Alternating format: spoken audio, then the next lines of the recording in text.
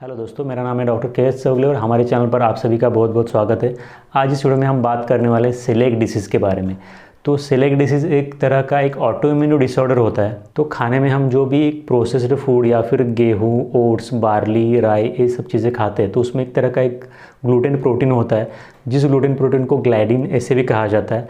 तो उस पेशेंट में या फिर जिस पेशेंट को भी सेलेक्ट डिसीज़ होता है उस पेशेंट का शरीर उस तरह के स्पेसिफिक ग्लाइडिन प्रोटीन को ऑटो इम्यून रिस्पॉन्स या फिर ऑटो इम्यून रिएक्शन देने लगता है। उसकी वजह से उस पेशेंट के स्मॉल इंटेस्टाइन में इन्फ्लेमेशन हो जाता है और जो स्मॉल इंटेस्टाइन के इनर वॉल पे जो सेल्स होते हैं उनका डिस्ट्रक्शन हो जाता है, जिसकी वजह से कि वो पेशेंट जो भी खाना खाता है वो ठीक तरह से डाइजेस्ट नहीं होता।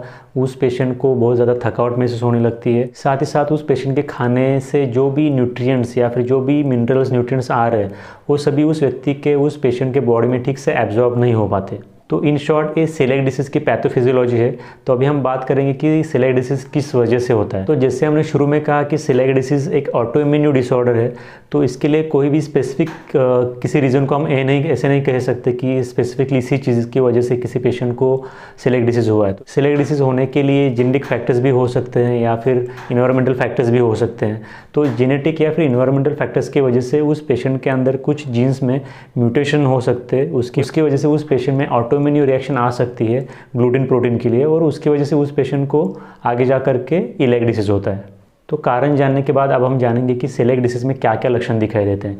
तो सेलेक्ट डिसीज़ में जो सबसे पहला लक्षण होता है वो होता है उस पेशेंट का वज़न कम होने लगता है। वज़न कम होना, साथ ही साथ पेशेंट को थकावट महसूस होना, बार बार पेशेंट को डायरिया होना, पेशेंट के शरीर में खून की मात्रा बहुत कम हो जाना, माल एब्जॉर्प्शन होना या फिर माल न्यूट्रिशन होना, माउथ के अंदर अल्सरेशन होना या फिर स्टूल के साथ ब्लड पास होना, इस तरह की कंप्लेंट भी हो सकती है। और अगर उस पेशेंट में सेलेक्ट डिसीज़ की वजह से अगर नर्व डैमेज होता है तो उसकी वजह से उस पेशेंट में टिंगलिंग सेंसेशन या फिर किसी पर्टिकुलर बॉडी पार्ट में नमनेस, इस तरह के लक्षण भी हो सकते हैं। क्रॉनिक डायरिया होना, इसके साथ ही उस पेशेंट को बार बार पेट में दर्द होना, ये इसका एक पर्टिकुलर सिम्टम होता है।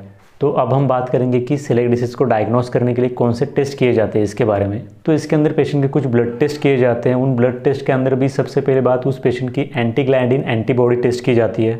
उसके बाद उस पेशेंट की इंडोमाइसिल एंटीबॉडीज़ भी चेक करनी पड़ती है। इसके साथ साथ उस पेशेंट में एंटी टिश्यू ट्रांसग्लूटामाइनेज एंटीबॉडीज़ भी टेस्ट की जाती है। तो मेनली ये 3 टेस्ट होते हैं जो कि एंटीबॉडीज़ टेस्ट है, जो कि ब्लड से किए जाते हैं। ये 3 टेस्ट किए जाते हैं।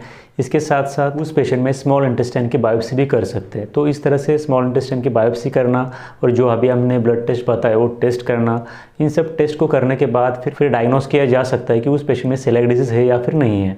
तो अब हम बात करेंगे सेलेक्ट डिसीज़ के ट्रीटमेंट के बारे में। तो सबसे पहली बात तो सेलेक्ट डिसीज़ के लिए कोई भी स्पेसिफिक ऐसी ट्रीटमेंट नहीं होती, कोई भी स्पेसिफिक ऐसी मेडिसिन भी नहीं होती। इसके लिए पेशेंट को एक ही बात का ध्यान रखना है कि जिन भी खाने की चीज़ों में ग्लूटेन प्रोटीन है उन चीज़ों को नहीं खाना है, जैसे कि प्रोसेस्ड फूड्स या फिर बेकरी प्रोडक्ट्स या फिर गेहूँ या फिर बार्ली, ओट्स, इनसे जो भी चीज़ें बनाई जाती हैं उन चीज़ों को पेशेंट को नहीं खाना है। जब पेशेंट ग्लूटेन फ्री डाइट लेगा तो ग्लूटेन फ्री डाइट लेने के बाद पेशेंट के जो भी साइंस एंड सिम्टम्स है वो धीरे धीरे कम आने लगते हैं और पेशेंट नॉर्मल लाइफ जी सकता है। लेकिन अगर कोई पेशेंट फिर से ग्लूटेन प्रोटीन का इंटेक करता है, कोई भी खाने में ऐसी चीज़ें खाता है कि जिसके अंदर ग्लूटेन प्रोटीन है, तो उस पेशेंट में उस तरह की चीज़ें खाने के बाद फिर से एक बार लक्षण दिखाई देने लगते हैं।